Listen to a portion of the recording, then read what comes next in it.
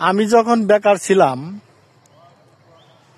তখন আমার কাকা বলল, তুমি মাটি খুঁড়ো, স্বর্ণ পাবে। তো মুরব্বী কাকার কথা শুনে আমি মাটি খোঁড়া শুরু করলাম। কিন্তু মাটি খুঁড়তেছি কোনোভাবেই স্বর্ণ পাইতেছি না। এটা আবার উকি দিয়ে আমার কাকা দেখলো যে আমার ভাতিজা মাটি খুঁড়তেছে, স্বর্ণ পাইতেছে না। তখন আমার কাকা আমার কাছে এসে বলল, তুমি এক কাজ করো, এই মাটি সমান করে এর মধ্যে আবাদ করো, লাউ আবাদ করো, ডাঁটা আবাদ করো, বিভিন্ন শাকসবজি আবাদ করো।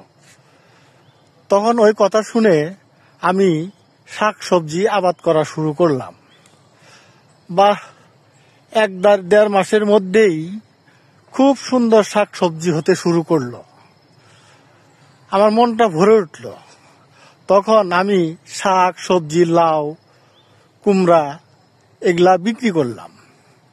বিক্রি করে প্রথম দিনেই প্রায় আমি 7,000 টাকার বিক্রি করছিলাম। তখন স্বর্ণের দাম কম ছিল। কাকার কথাটাকে বাস্তবায়ন করার জন্য আমি ওই 7,000 টাকা দিয়ে স্বর্ণ কিনছিলাম।